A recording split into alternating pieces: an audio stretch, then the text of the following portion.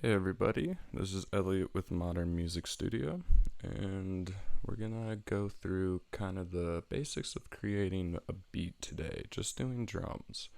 In my last video I went through kind of the intro to Ableton, showing you how all these different buttons and features work, and now we're gonna make a beat. So we're going to start off, and I'm going to make a beat using MIDI, and then we're going to go over to audio. So for now I'm going to delete all of these channels so I just have my MIDI channel. Let's go in and rename this, and we're going to call this drums. And Ableton comes with a bunch of drum kits over here. They're pretty awesome kits. You can also go in and load your own drum sounds into these kits. So to get there, you just open up your drop down menu, go to categories, hit drums, and it'll open all of this up. So I'm going to start with we'll go a 606 kit. It's a pretty awesome sounding kit. I don't have any complaints. So let's see here. Right down here, when you open it, you'll notice it gives you this whole little kind of section of information. This is your drum kit. All of these different samples right here will be your drums. So if you go ahead and click play, you are able to play your drums. Next to the play button, I do want to note you have a mute and a solo, just in case you want to take a drum out in the future after you've recorded it. Over here, each of these kind of correspond to each drum. So say we have our kick drum, and I want to take the low end out.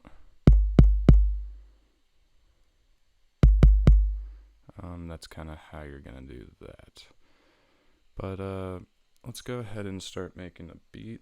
So what you want to do is we're going to come up here. You're just going to double click one of these sections, and it's going to open up something called a piano roll, as well as insert a clip here. Now you can change how big the piano roll is by clicking and dragging right here, going up or down. And you'll notice to the right of the piano, you have all of your sounds labeled out and pretty organized. So if you go ahead and just hit one of these buttons, make sure you have this little headphone thing turned on. You can kind of go in and demo out each sound. Now when you're making a beat with the piano roll, all you have to do is you simply just double click on any of these kind of boxes, and that will insert the instrument right there. So I'm going to start off with my kick drum. Just double click right here, and we have a kick there now. Next thing I'm going to do is I'm going to put one over here. So now I have two kicks. Let's go ahead and hit play.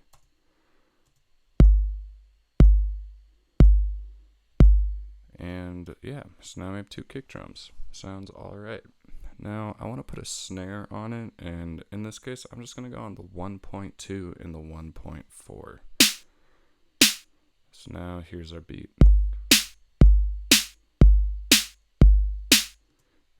Pretty quick. You can kind of get pretty crazy with it, but I'm actually going to turn down my tempo to about 96 and see how that sounds.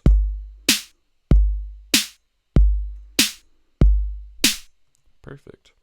Now I'm going to go in and kind of just put in a hi-hat pattern, nothing too crazy. And here I want to show you a pretty neat trick. So instead of having to go through and double click this many times, if you just put say 4 in or whatever, and you highlight them all, and you go in and you hit Command D, it's going to duplicate what you highlighted. This just makes things a little bit faster and honestly much easier. So now here's our new beat.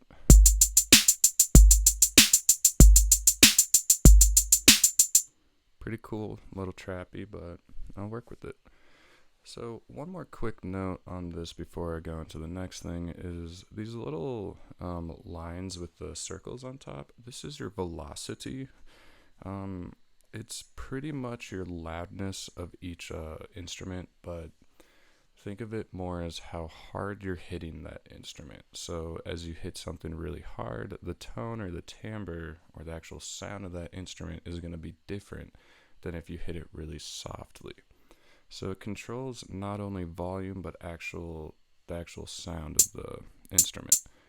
So a cool little trick that I like to do just to kind of give my beats and my hi-hats a little more energy or more humanism is I like to go through and every other hi-hat I change the velocity to be softer. And we'll go about right there. And then again, using our Command D, I'm just going to duplicate this across the whole thing.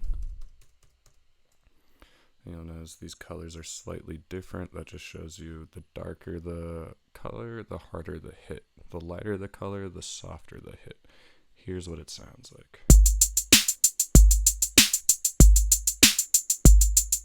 So this gives it a little bit more movement and character, if you will. So the next thing I want to go through is, right now we're stuck on quarter notes, which means I can only put an instrument in every quarter note. And a lot of times you're not going to want that. You're going to want to change that up and do maybe faster or slower or either way. So to change the, like the grid essentially, you're going to take your fingers. If you're on a laptop, you 2-finger click. If you're on a desktop, you right click on the grid itself. This will bring up this menu right here. In this menu, you got a bunch of different things to mess with, but for now, we're just going to go down to this adaptive grid and fixed grid section. You'll notice right now I have 16th notes selected, and what that does is it means the grid is snapped to every 16th note. I can also go to 32nd notes, and you'll notice when I click this, the grid is going to change. So now I can go even faster notes. And here's kind of a demo about what that can sound like. I want to make this note quicker, so all I'm going to do is I'm going to hover my mouse over here till this bracket appears, and then I can slide it to the left. You can also go to the right and make the note longer. And then let's just do our click, Command D, and I'm going to do that actually right here and here. So if you highlight, you can also copy and paste. So I'm going to go Command C, and I want to put it right here. So I'm going to hit Command V, and same right here, and same at the end. So let's hear how this sounds.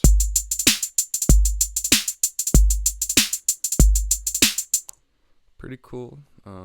You can go insanely narrow by going to the adaptive grid, and we're just going to hit narrow. And what this means when it's adaptive is, say you zoom out, it's going to be a bit bigger, but the more you zoom in, you'll notice the smaller the grid gets. So adaptive is pretty cool if you want to get like insanely fast with your hi-hats. For example, here's what it could sound like.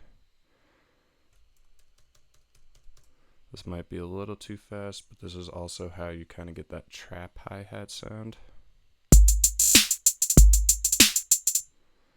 And yeah, we'll put one more right here.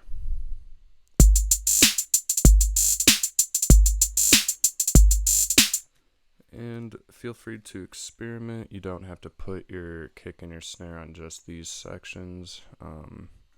You can kind of do whatever you want. So for example, I can put a kick here, maybe one right here, take my snare, throw it there, and let's see what that sounds like.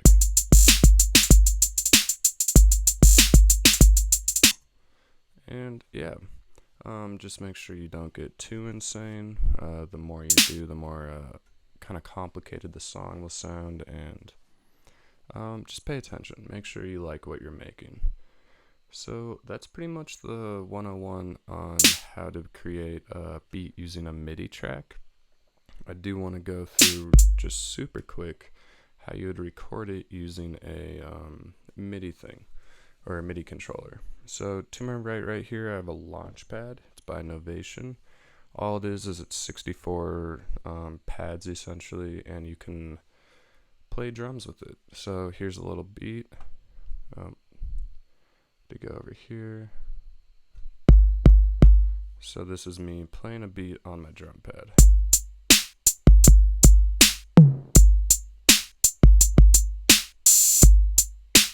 And to record that, all you're going to want to do is you just come up here, hit record. I'm going to do a 1-bar count in, give me a little bit of a tempo to work with, and just make something.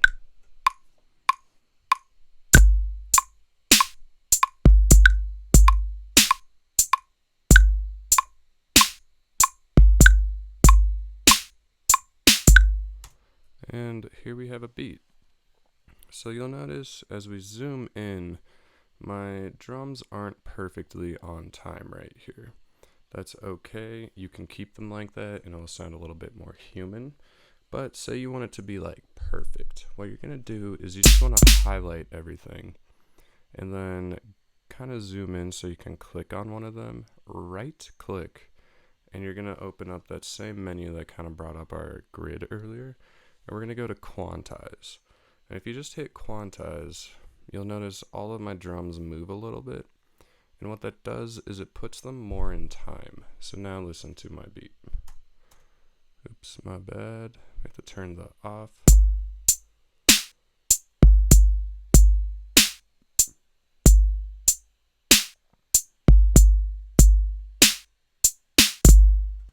And boom, there you have it. Just a pretty chill drum beat, nothing too crazy. And that's pretty much just going through MIDI for making a drum beat. And now I'm going to move on to doing actual audio. So I'm going to delete my MIDI track, and we're going to go a couple audio tracks for this one because I want one track to be my kick drum, one track to be my snare, and one track to be my hi-hat. So with this, I want to do it over on the session view because in clip launch view, you can't really do like a timeline of what you're doing. So you can get to session view by clicking this button over here. I like just hitting tab, which is the hotkey for it. So we're over here in session view. We have our 3 tracks, kick, snare, hi-hat. And what I want to do is I'm actually come down here to samples. And let's just go in and find a cool kick drum.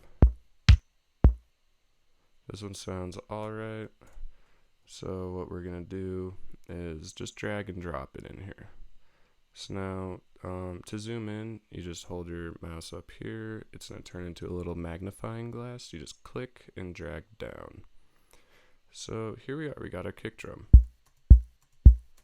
Pretty cool sounding kick drum. I actually like this kick drum just a touch more.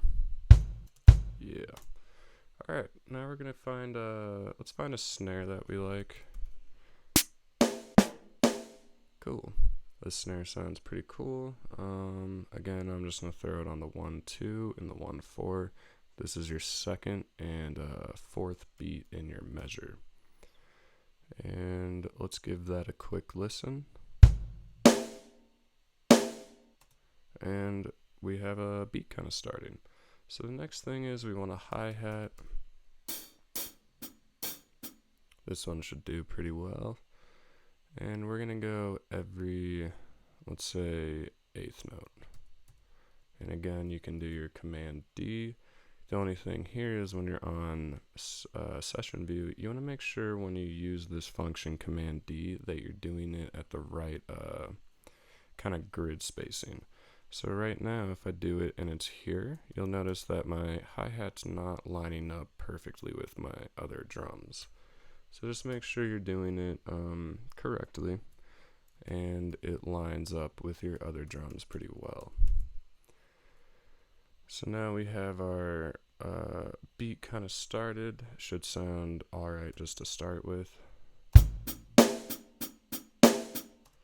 And that's a cool little start.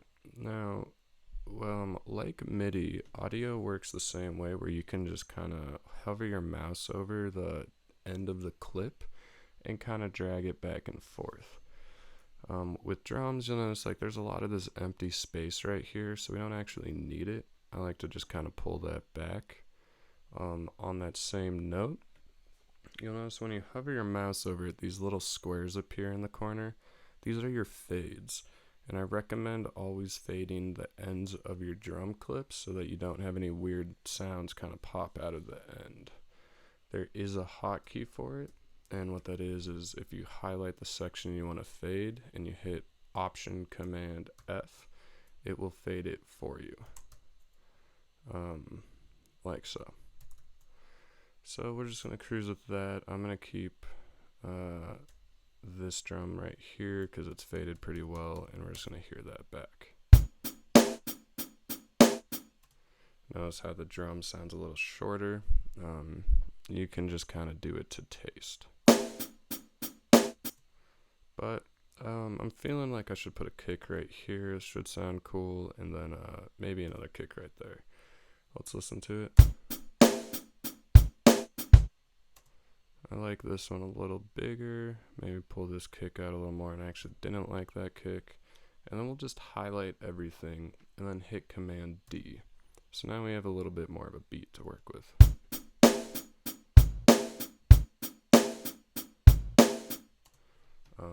Simple beat, pretty cool sounding, but I like it.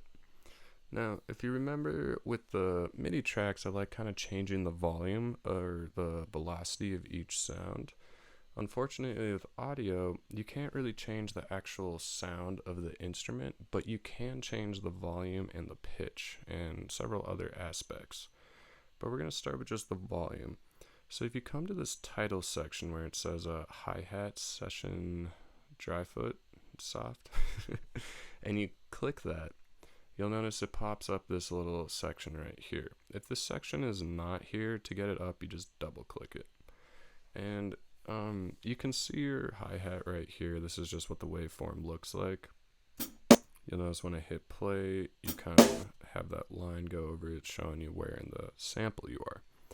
Now, coming over, you have all this random stuff here. This will become important more in the future, but just a couple things that we should look at. This line with the arrow, this is your volume. You'll notice as I turn it up, the waveform gets bigger. As I turn it down, the waveform gets quieter. So I'm going to actually turn it down a bit. And we're going to do that every other one. And again, instead of going through each one and turning it down, I like to just do maybe one or two, then we highlight it, and then you just hit Command D to duplicate that section you just made.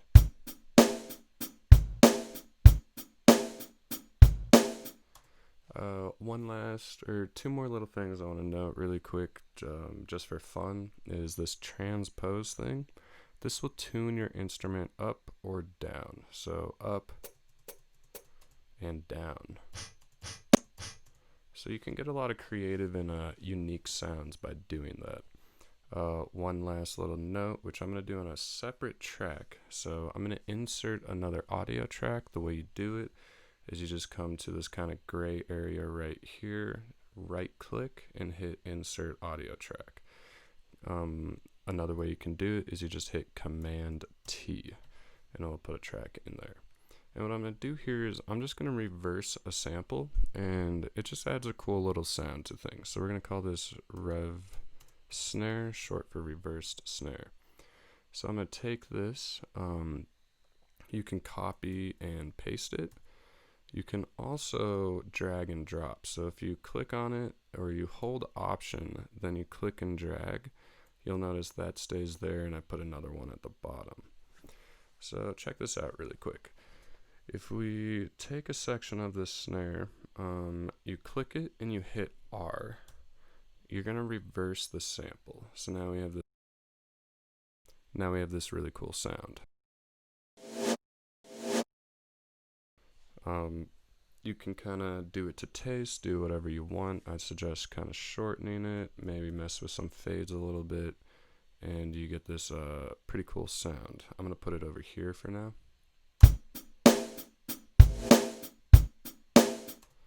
And yeah, maybe put one more over here.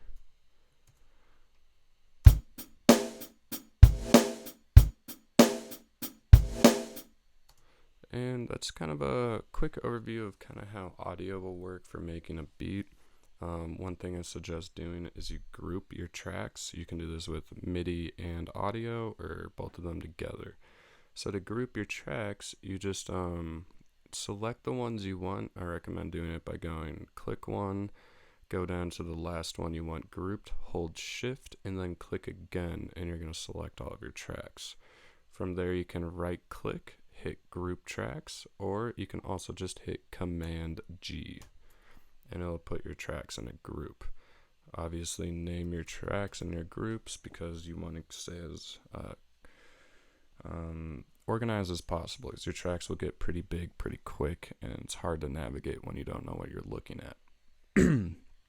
So when you group a track, notice how we can turn the volume of each track up and down individually. So say I want my kick drum to be a little bit quieter. And again, we just want to loop this. You can do it by hitting this button up here or hit Command L.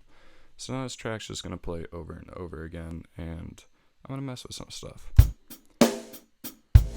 So let's turn down our snare a little bit. Sounded cool. And then I actually want to mess with this button or this kind of knob in a way right here that has a C in it. This is our panning, so you can put your drum or track, piano, whatever it is that you recorded into this track, more in your left ear or more in your right ear. So generally I like putting my hi-hats on the left side, so we're just going to drag down to about, 27 left. My reverse snare, I'm going to put a little more on the right. Kick and snare should almost always be in the center. Just kind of like mixing basics, I guess. So let's listen to that.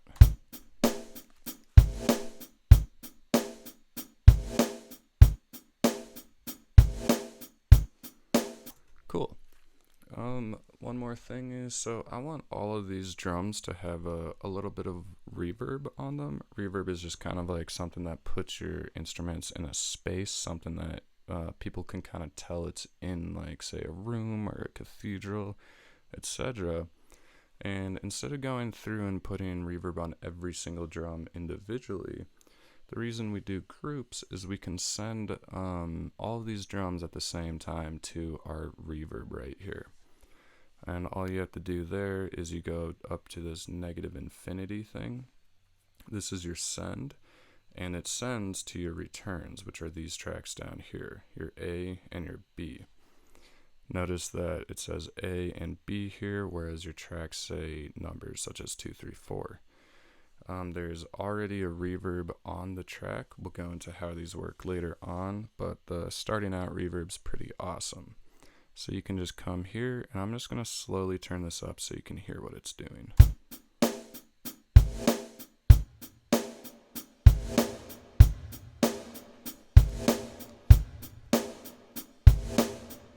So pretty cool sound. You have a delay too. This is a little different.